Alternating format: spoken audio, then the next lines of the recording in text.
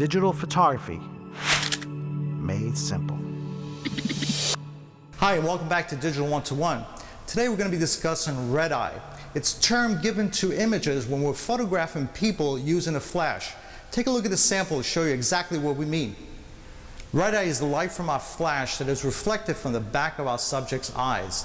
And because we usually use the flash at night or indoors when the irises in our eyes are open real wide, the light from the flash is literally bouncing off the back of our eyes as red spots. To understand a little better how the iris in our eye works, take a look at our video on aperture.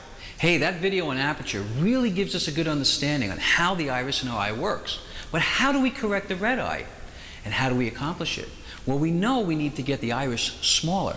But also note, in the daylight, we can also sometimes get red eye. But it usually doesn't happen because our irises are smaller due to the ambient light that exists already. But it can happen if the flash catches our eyes just right.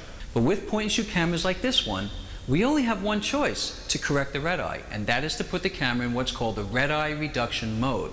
Now, every camera is different, so find how you can set your red eye reduction mode on your camera so that next time you take your shots with your flash, you can reduce the red eye in your shot. So how does the red eye reduction mode actually work? We're going to bring our camera in a little closer for you to see this in action. What we're going to do is we have it set in our camera right now. I'm going to depress the shutter halfway, and right away we're going to see this, what's called the red eye reduction lamp. Now, some cameras will have a lamp and others will have a pre-flash, others may have both. But when I shoot the camera, my flash goes off, and what's happening is the red eye lamp is actually bringing the iris down for us like a constant light so that the flash can go off and we can eliminate that red eye. Now, that's a great way to get rid of the red eye because that lamp is a constant light to bring that iris down. Now, some cameras will not have the pre-lamp, but it will have a pre-flash as a red eye reduction feature. And what that is small bursts of light that come out right before the main flash goes off.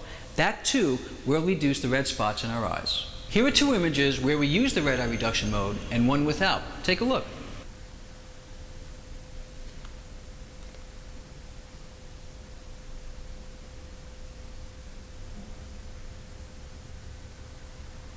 Now, Ken showed us how to eliminate red eye with a point and shoot.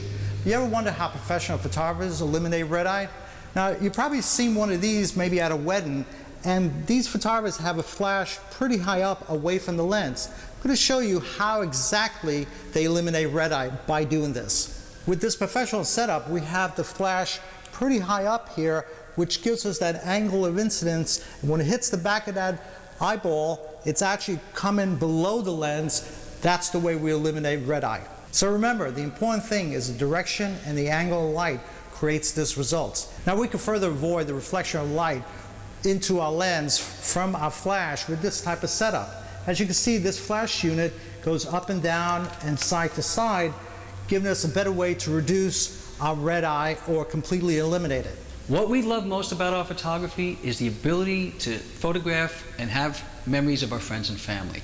When we use the red eye reduction, though, we kind of lose the element of surprise because we have that pre-lamp on or that pre-flash on, and that's going to let people know we're about to take a photograph. But today, some cameras now reduce the red eye later on after the shot is done in the same way that a program like Picasso or iPhoto or a photo kiosk at your photo retailer can handle for us. Technology has actually given us the ability to have the element of surprise. Because before, with the burst of light coming out first, people knew we were taking a shot.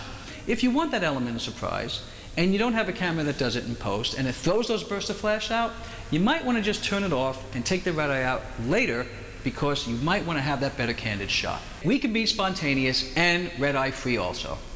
So now that you have the understanding on how the flash produces red eye, you now have the knowledge on how to eliminate it and become a smarter digital one-to-one photographer. And for the best tips on digital photography, look to us here on Digital 1-to-1.